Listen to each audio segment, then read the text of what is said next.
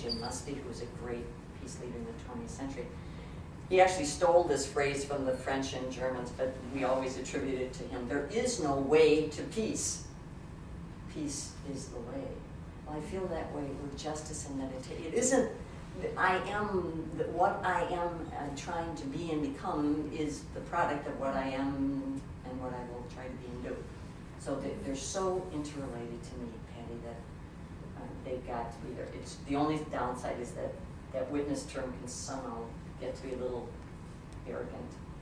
So I have to watch that. That's all. Sergey, did you?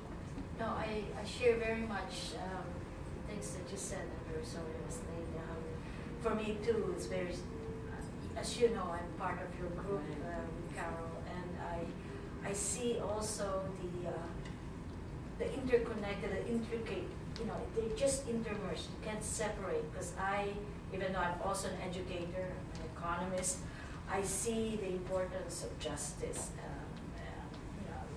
the same way that I think you feel. And for me, meditation has given me a way to open my heart and my mind and my spirit in ways that I did not understood just by reading it or by thinking about it or by using logic or reasoning. For me, it's really the poverty of spirit that meditation makes you rooted. From that comes out all the, sort of the feeling of being able to put all the activities you do, from teaching, from grading, from directing research, all the things, even talking to your friends, how you relate to them, somehow or the other, in very subtle ways, they change profoundly, even though you're the same person.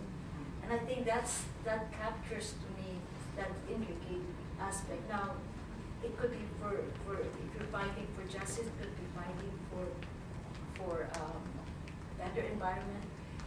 You see all the causes that you fight for that mean so much to you in a much bigger way. And I see that subtle change in me growing as I spend more time in meditation. It's probably the only best way I could say it in words. It's lovely, Sergey. You actually used a word that I don't know if I used, but I think we all really do think about it. It's a practice. Yes. It is a practice, just like when we were kids and we had to practice the piano. You do get better at it, but you have to practice, and there's a discipline to the practice. And that's, in this, one of my judgments of the world today is that we're not too big on discipline or practice. We're big on end results and we're big on charging ahead. But the practice is something, and the discipline, I think, is essential to this. The other part that you said, Sergey, that I love, and you see so much in John Maine, the poverty of this, the letting go of thoughts.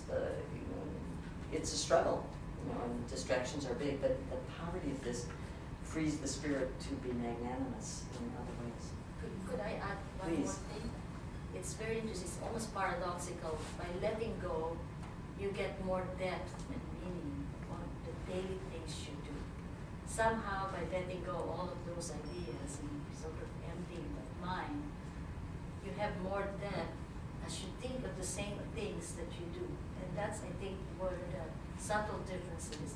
As I do the same thing that I've done 20 years ago or 30 years ago, somehow the meaning to me of that thing changed. And that's the profoundness of that meditation brings to, for example, struggle. Wonderful. Yes. Hey, Kathleen, thank you very much. In the middle of life, I went back to school and became a clinical social worker. So instead of, and with us, there was the theory part of social welfare theory and preparing presentations for the Congress, for various committees and things like that. But there was also the direct practice, working in hospitals. In my case, working with psychiatric patients of various kinds. And I opted to go the clinical route rather than the theoretical or teaching route. In the direct practice that I do, I have practice out here, psychotherapy practice, I have had a difficulty that active therapists have to deal with, and that is absorbing the problems of your patients, taking it all in,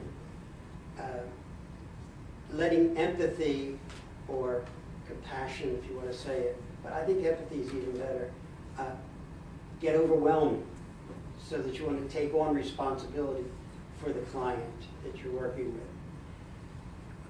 I have come back to meditation now. I practiced it for many, many, many years, different kinds. But I have come back now, and I attend the John Mayne Center every now and then, you know, as often as I can these days, to, in my case, to get that level of being able to let go, of being able to kind of like rise above,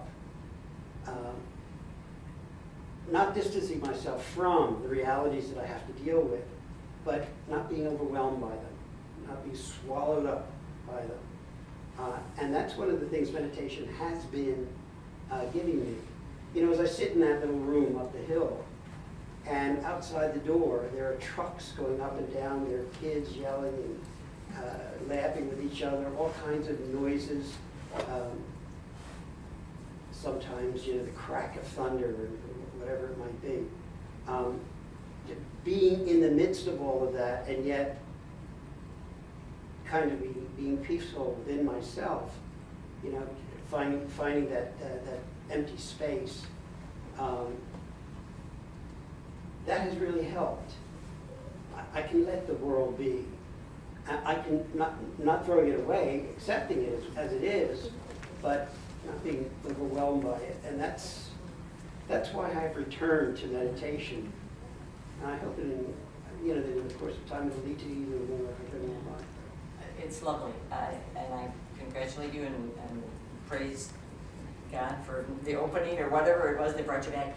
You know what? It makes me think of again the images. I just got back from out of state doing some work, and you know when you get on the plane and they give you this routine about the thing's going to come down and put it on like this, and then there's a line, put it on yourself before you help anybody else. And you know, there's a part of me that says, but that's not very good. You know, you're supposed to have. I always learned it, but you know, if I'm dead, it's not really going to help that other person. I use that every so often on both sides. On the one to say, Kathleen, you got to make sure that you are attending, you are mindful, you are practicing the discipline, because you will be in a better place to actually be with, to accompany, to walk with, to journey with whoever is there. Your work is work I could never do, so I will say that too. There's an analogy though between the issues that Carol, you know, when you see hungry people morning, noon, and night, or you see people with HIV and AIDS morning, you know, you can walk not very far from this campus and encounter all of those things, and it can weigh on you. And if you know them personally, it can weigh on you. You're doing that all the time. So I'm thrilled that you have come back to meditation, because I don't know how people could do this. That kind of work, which is so essential, without that centering. So I say prayer of gratitude. Me too.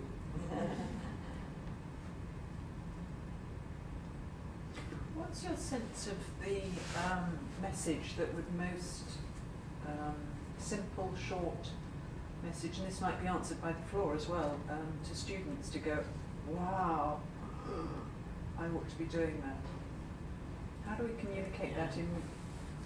I actually believe it's peers, all you young students here. I think it's you literally saying, come with me. You know, you're comment about they said it was cool, Katie, and then they never showed. Next step is, hey, come on with me, I'll come and get you at the residence hall and we will walk over together. Literally, when I think of the things that have changed my life, it's people, and it's my sister inviting me to go on retreat. And I asked my family, I said, this is really crazy, you know, and they said, no, this sounds like you. And I went. So I do believe peers are essential on this campus. The other is more building into student group meetings ideas about meditation.